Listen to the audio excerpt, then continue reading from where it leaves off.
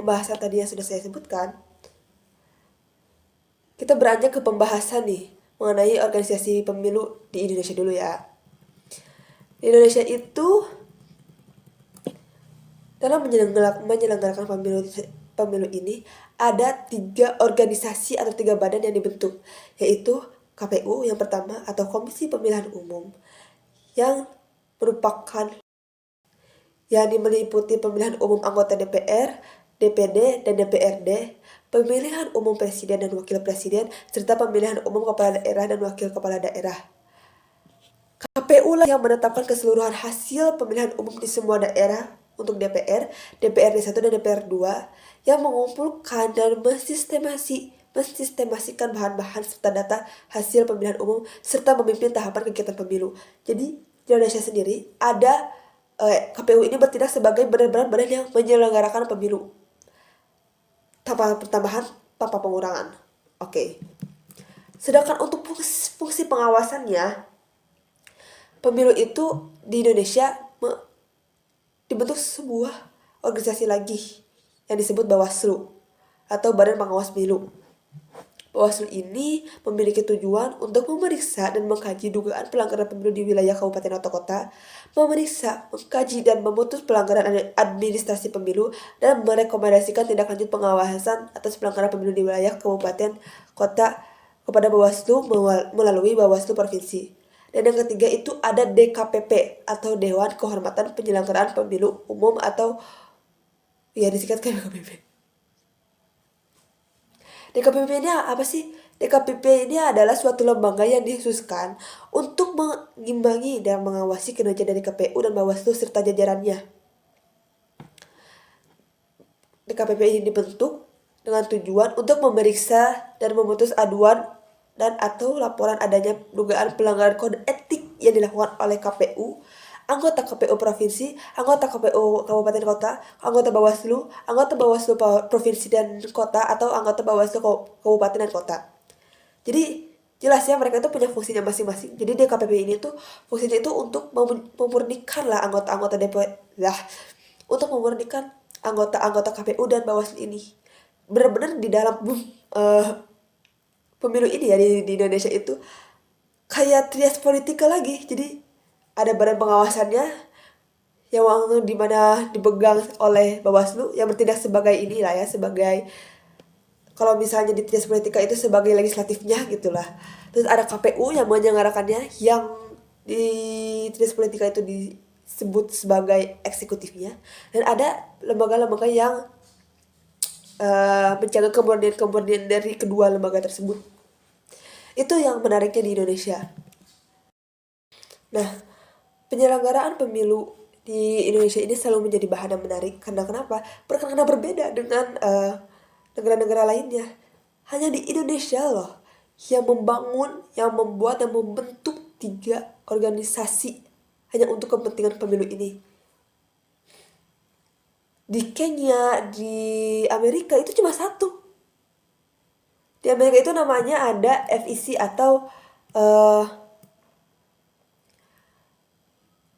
Federal Election Commission, yang diartikan dalam bahasa Indonesia adalah Komisi Pemilihan Federal. Nah, FEC ini bertujuan untuk mengungkapkan informasi dana-dana kampanye, menegakkan ketentuan-ketentuan hukum seperti batas dan larangan dalam hal menyumbang pada kandidat, untuk mengawasi dana-dana publik dan dalam pemilihan presiden. Dan hanya itu mencakup kepada pengawasan terhadap penyelenggaraan terhadap mengungkapkan informasi dana-dana kampanye. Sedangkan fungsi pengawasan itu dikembalikan kepada masyarakat. Dia tetap adalah organisasi yang menyelenggarakan pemilu, tetap sih. Cuman fungsi utamanya itu karena memang pemilu itu rawan untuk terjadi penyelewengan dan segala macam, mereka menonjolkan fungsi pengawasannya, tapi pengawasannya juga cuma sebatas terhadap mengungkapkan informasi dana-dana kampanye. Jadi di dalam FEC ini udah mencakup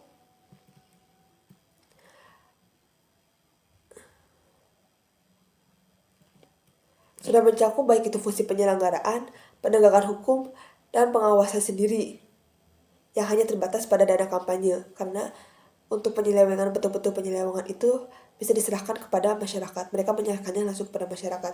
Nah, dari perbandingan tersebut, kita di sini akan melihat bagaimana sih keefektifannya, bagaimana sih berapa banyak sih biaya yang harus dikeluarkan, biaya minimum yang harus dikeluarkan kepada pemilu ini, dan bagaimana sih konduktivitas atau bagaimana cara berlangsungnya pemilu di negara-negara tersebut gitu. Nah, oke, kita akan mulai kepada pembahasan. Kita akan mulai memperbandingkan di sini tuh. Indonesia dengan 3 negara ini, dengan 3 organisasi ini, dan Amerika dengan 1 organisasi badan pengawas pemilu. Gimana kira-kira pemilu itu diselenggarakan setiap tahunnya?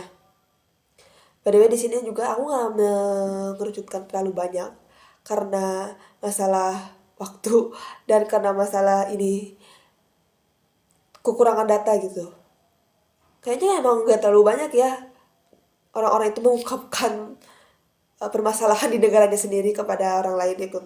Yang menurut aku juga itu hal yang menurut aku memang itu hal yang lumrah, karena kita kan ingin membangun image kita kan di negara lain. Kita ingin membangun image kita gak usah di negara lain lah, kepada teman kita aja kita nggak mau untuk terlihat buruk. Seperti itu juga di Amerika ya, di setiap negara-negara lain. Tidak ingin membuka terlalu banyak mengenai hal-hal tersebut, mengenai keburukan-keburukan negara sendiri, ya kan. Oke, kita mulai aja nih perbandingan antara Indonesia dengan di Amerika. Bagaimana nih efektivitasnya, bagaimana rutinitas pemilunya, apakah dilakukan setiap tahun rutin gitu selama beberapa tahun sekali di Indonesia dan di Amerika. Gimana sih kalau misalnya di Amerika itu? Oke, pemilu itu dilakukan di Amerika itu 4 tahun sekali dengan pemilihan lagi di pertengahan tahun tersebut. Ada pemilihan lagi di pertengahan tahun tersebut. Jadi kehitungnya dilakukan 2 kali ya. 2 tahun di tengah-tengah jabatan presiden yang terpilih, ada pemilihan lagi. Tapi bukan untuk pemilihan presiden, yaitu untuk pemilihan kongres dan parlemen. Nah, menariknya ternyata Amerika dengan hanya satu organisasi berhasil menyelenggarakan pemilu itu 4 tahun sekali dan 2 kali setahun 2 kali untuk pemilihan anggota kongres dan parlemen. Jadi 4 tahun untuk pemilihan presiden dan 2 tahun untuk anggota kongres dan parlemen. Itu menurut aku sebuah pencapaian yang besar ya. Mereka itu bisa menyelenggarakan pemilu 2 kali loh dengan hanya satu organisasi. Sedangkan Indonesia, mereka itu menyelenggarakan pemilu kan 5 tahun sekali, ya kan? Itu disokong dengan 3 organisasi. Oke. Yang kedua itu, tapi kita melihat ke konduktivitasnya ya. Konduktivitas ini bagaimana pengawasan terhadap pemilu ini dijalankan, oke? Nah, kita ngeliat nih, kita membandingkan lagi nih bagaimana di Indonesia dan di Amerika. Di Indonesia dengan adanya Bawaslu, dan di Amerika itu dikembalikan lagi kepada masyarakatnya. Gimana sih kalau misalnya ada sengketa pemilu, ya kan? Karena tadi fungsi Bawaslu itu adalah untuk memeriksa dan mengkaji dugaan pelanggaran, memeriksa dan mengkaji memutus pelanggaran administrasi, dan merekomendasikan tindak lanjut pengawasan atas pelanggaran pemilu di wilayah kabupaten kota. Bawaslu kepada Bawaslu provinsi. Nah, kira-kira gimana sih nih kalau misalnya ada permasalahan ngaduknya kemana? Kalau misalnya di Amerika, kalau misalnya ada penyelewengan harus gimana masyarakatnya? Nah, ternyata tapi ya gak bisa menampik sih, kayaknya Amerika juga di situ masih kurang. Karena mereka mengembalikan lagi kepada masyarakat kan. Masyarakat mungkin bisa, karena masyarakat Amerika itu katanya itu adalah orang yang udah punya intelektual yang mencukupi untuk terjun dalam politik. Dan dikembalikan kepada masyarakat merupakan hal yang baik, yang sangat baik, yang bisa dilakukan pemerintah. Tetapi tetap aja kecolongan karena masyarakat tidak bisa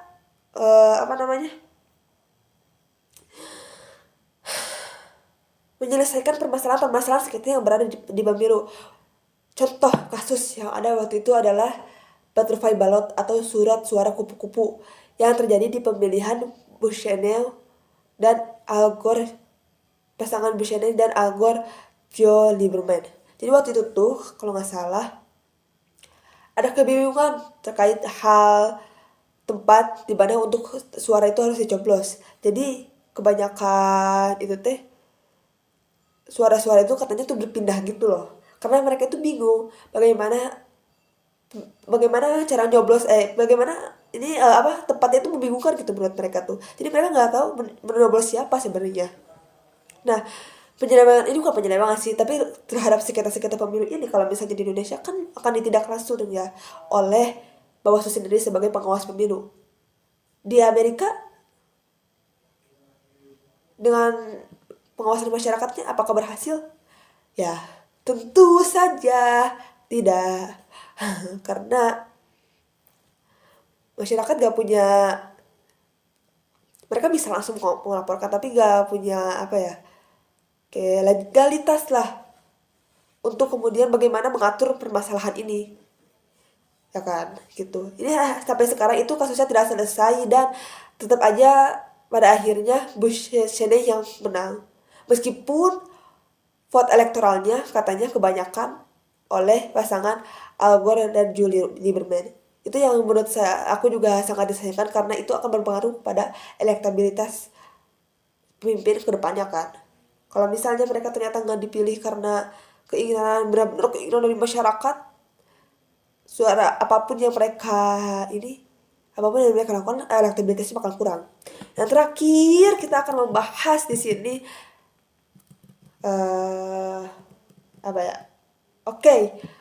penentuan biaya penyelenggaraan pemilu. Kira-kira berapa sih biaya minimum yang harus dikeluarkan dalam membiayai penyelenggaraan pemilu ini di Indonesia dan di Amerika? Hal yang menarik tentu aja ya kalau misalnya di Indonesia itu boncos pemilu. Makanya kenapa pemilu, aku melihat dari data 2019 kemarin ya, kenapa pemilu itu selalu membuat barang-barang inflasi, karena memang duit yang dikeluarkan, yang beredar di masyarakat itu semakin banyak juga. Kenapa? Karena ya banyak hal-hal yang harus dibiayai.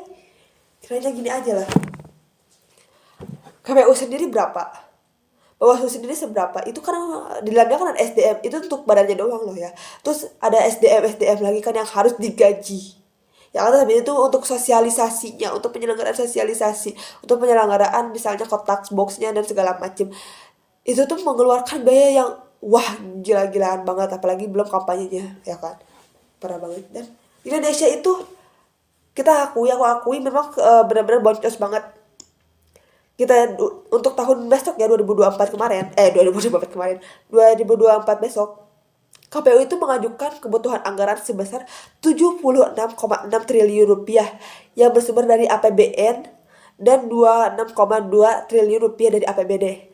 Kalau bisa di total itu jadi 102,8 triliun untuk 4 tahun anggaran 2022 sampai dengan 2025. Wow. Benar-benar boncos banget kan, itu nyampe triliunan loh. Sedangkan di Amerika itu cuma menghabiskan sekitar 14 miliar dan itu tuh udah yang paling tertinggi di dalam sejarah. Nah, dari hal-hal tersebut akhirnya aku bisa menyimpulkan ternyata Amerika itu bisa berhasil menyelenggarakan pemilu secara 4 tahun sekali dengan midterm elektoral setiap 2 tahun sekali. Artinya berarti ya Amerika telah berhasil melakukan menyelenggarakan pemilu itu secara rutin dan teratur dan tertib, kan? Namun dalam pengawasan dan pengaturan kode etik tidak optimal karena tidak ada badan atau organisasi yang berlanjut terhadap penyelewengan pemilu tersebut. Sedang di Indonesia, penyelenggaraan pemilu itu tetap bisa berjalan rutin. Ya, iyalah mereka ditopang oleh 3. Namun ada pembengkakan dalam biaya itu sendiri karena harus membiayai badan-badan tersebut. Selain itu, pengawasan oleh masyarakat pun jadi rendah karena ada badan legal yang dibentuk untuk alasan tersebut, untuk alasan mengawasi dan membuat kesadaran politik di masyarakat umum. Namun, pendidikan terhadap pelanggaran pemilu lebih cepat dan penyelenggaraannya itu selalu tertib.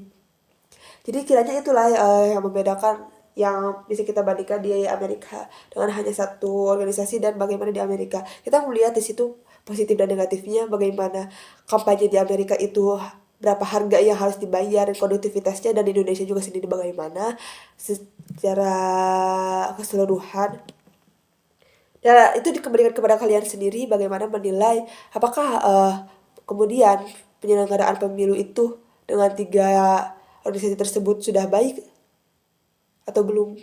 Maksudnya sudah baik, apakah memang diperlukan 3 penyelenggaraan apakah memang sangat diperlukan ketiga bentuk organisasi ini di dalam badan untuk penyelenggaraan pemilu di Indonesia, atau tidak perlu.